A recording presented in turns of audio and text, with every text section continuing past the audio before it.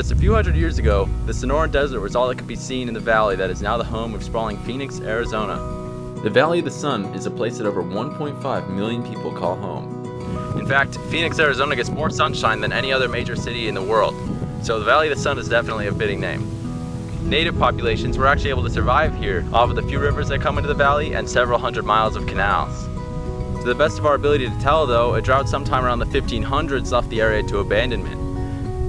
Some of the earliest documented American settlement in the valley was found in the early 1800s, under 200 years ago.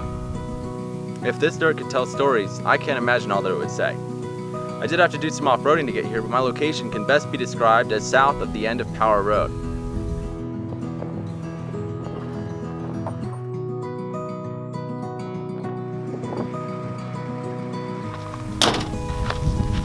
Come to think of it, it's not too often that us here in the valley think about the names we often see, though we use them so much and are so familiar with them.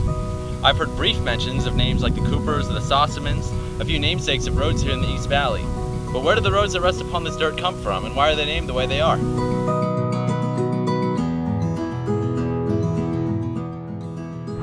Right now, I'm at the cross streets of Central Avenue and McDowell Road in Phoenix. The namesake of McDowell Road is actually very important to the history of Phoenix. As the Civil War came to a close, Fort McDowell was set up here in the valley in 1866. By 1870, 4 years later, the census showed a population of a whopping 240 people at Fort McDowell. They had just gotten their first post office set up, along with irrigation and farming was beginning to take place, making life viable deeper into the valley. Fort McDowell later became incorporated as the city of Phoenix. This is the namesake of McDowell Road, which we have to thank for the foundation of the city. By 1871, the first church was opened, as well as the first store, and Phoenix was the county seat of Maricopa. The first school was opened on Center Street, which is now Central Avenue. A second school intended for native populations was then built, and the road that went to it was named after it, Indian School Road. 10 years later, in 1881, with a population over 2,500, Mesa elected its first mayor, Alex McDonald.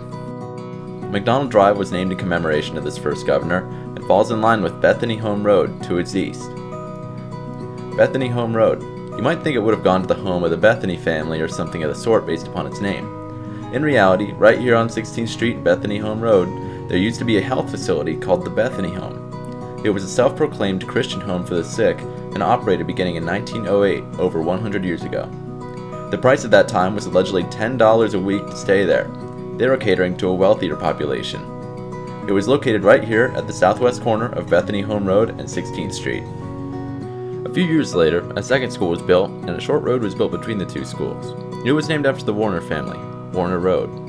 Lydia Warner would later own 160 acres on the corner of what is now Priest Drive and Warner Road, and her husband, Samuel Warner, served on the school board. The bulk of Warner Road now comes to an end in the east when it meets the north and south running Power Road. James and Sarah Power bought farmland in Higley near the modern-day Mesa Gateway Airport. They raised cattle and farmed crops. Among them were cotton, fruit, grains, and potatoes.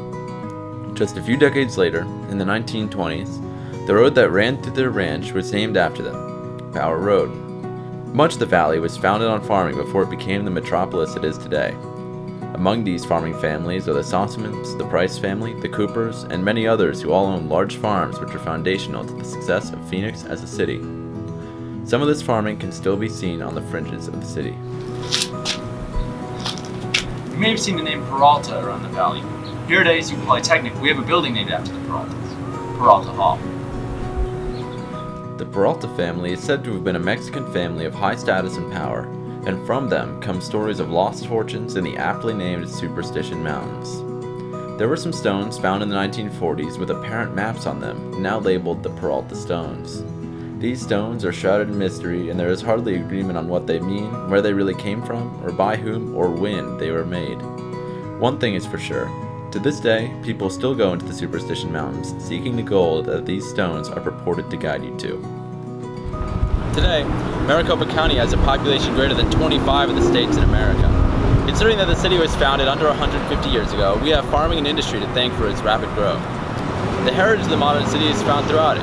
Though most of the construction is new and the road system is robust, much of it has its roots in the past more recent than you might think. Take some time and research the names of the roads you drive on in your day-to-day life. You may be surprised where they lead you. My name is Christian Marin, signing off.